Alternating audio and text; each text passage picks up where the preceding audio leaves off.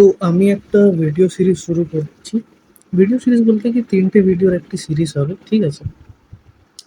যেখানে আমি মেনশন করব যে কোন পাথরের অল্টারনেটে কোন পাথর পড়া যায়, আর তার অল্টারনেটে কোন শিকড় বা গাছের মূল পড়া যায়, আর কোন পাথরের অরিজিন সবচেয়ে বেটার হয়, সবচেয়ে ভালো হয়। তো আজকের ১ম ভিডিওটা আমি বানাচ্ছি যে কোন পাথর, কোন গ্রহের কোন পাথর আর তার অল্টারনেটে কি পড়া যায়। তো ১ম এ যদি আমরা সূর্যকে নিয়ে বলি, আমাদের রবি, সে তার পাথর হচ্ছে সবথেকে ১ম এ মানিক, যাকে আমরা চূর্ণী বলি বা অনেকে রুবি বলে। তো তার অল্টারনেটে যদি কোনো পাথর পড়া যায় সেটা হচ্ছে রেড গার্নেট বা রেড স্পাইনাল। এবার যদি কথা বলি চন্দ্রকে নিয়ে, তো চন্দ্রের পাথর হচ্ছে মুক্তো। আর মুক্তোর কোনো অল্টারনেট পাথর হয় না, যদিও অনেকে মুনস্টোন সাজেস্ট করেন, কিন্তু আমি পার্সোনালি মনে করি যে মুক্তোর কোনো অল্টারনেট পাথর হয় না।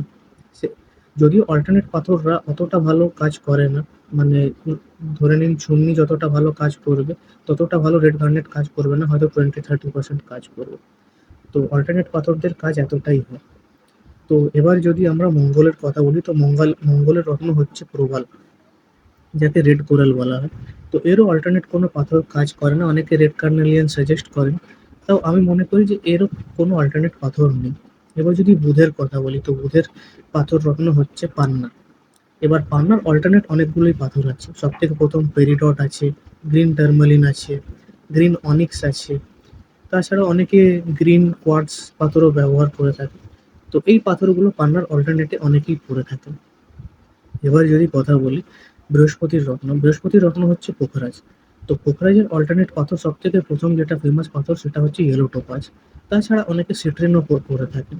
তো এই দুটো হচ্ছে পোখরাজের আপনারা বলতে পারেন অল্টারনেট পাথর, বা অনেকে ইয়েলো জারকানও সাজেস্ট করেন, কিন্তু ইয়েলো জারকান জলদি ন্যাচুরাল পাওয়া যায় না। বেশিরভাগ ক্ষেত্রে ল্যাব মেডই থাকে ওটা। তো সেটার অ্যাস্ট্রোলজিক্যাল কোনো বেনিফিট থাকে না। এবার যদি শুক্রের কথা বলি, তো শুক্রের মেন পাথর হচ্ছে হীরা। হীরা বলতে অরিজিনাল এডি ডায়মন্ড যেটাকে বলা হয়। তাছাড়া শুক্রের যদি ডায়মন্ড পড়ার ক্ষমতা অনেকেরই থাকে না, তো সেই ক্ষেত্রে তারা সাদা পোখরাজ পড়তে পারে। এবার সাদা পোখরাজের ক্ষেত্রে বলি যে সাদা পোখরাজ পোখরাজ আর নিলাম, এই দুটো একই মাইন্স থেকে আসে। যখন সেটা হলুদ কালারের থাকে তখন সেটা পোখরাজ থাকে, আর নীল কালারের থাকলে সেটা নিলাম হয়ে যায়। কিন্তু যখন সেই পাথরে কোনো কালারই থাকে না, অর্থাৎ একেবারে ধবধবে সাদা থাকে, তখন সেটা সাদা পোখরাজের ক্যাটাগরিতে আসে, তখন সেটা শুক্রের রত্ন হয়ে যায়। কিন্তু এই চান্সেস, মানে সাদা পোখরাজ পাওয়ার চান্সেস খুবই কম, খুবই রেয়ার। জলদি পাওয়া যায় না সাদা পোখরাজ, অনেক রেয়ার। কারণ এর দামও অনেক, মানে শুরুই ৩-৪ লাখ ৫ লাখ টাকা থেকে হয়। তো তাই না সাদা পোখরাজ জলদি পাওয়া যায় না, তাই হীরার অল্টারনেটে অনেকে সাদা পোখরাজের জায়গায় ওপাল পড়তে পারেন। এবার ওপালও ফায়ার হয়, ফায়ারলেস হয়, দুটো আলাদা আলাদা বিষয়। ফায়ারলেসের টপিক কোনো অন্যদিন যাবো। তো ওপালও দুটো পাওয়া যায়। আর তাছাড়া একটা জারকান পাথর পাওয়া যায়, হোয়াইট জারকান যাকে বলা হয়। তো এগুলো হচ্ছে হীরের উপরত্ন। এবার যদি বলি শনিদেবের, তো শনিদেবের পাথর হচ্ছে নীলা।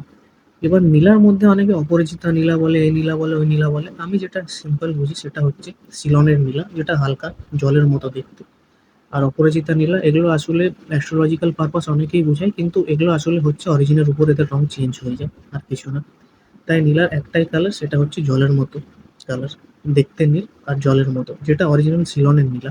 বাদ বাকি কাশ্মীরের নীলা আছে, আফ্রিকার নীলা আছে, ব্যাংককের নীলা আছে। এগুলোর কালার একটু ডিপ থাকে, কিন্তু এদের অ্যাস্ট্রোলজিক্যাল পারপাসও অনেকটা কম। তো এগুলো অরিজিনের ব্যাপারে আমি অন্য কোনো একদিন ভিডিওতে বলবো পুরোটা বিস্তারে।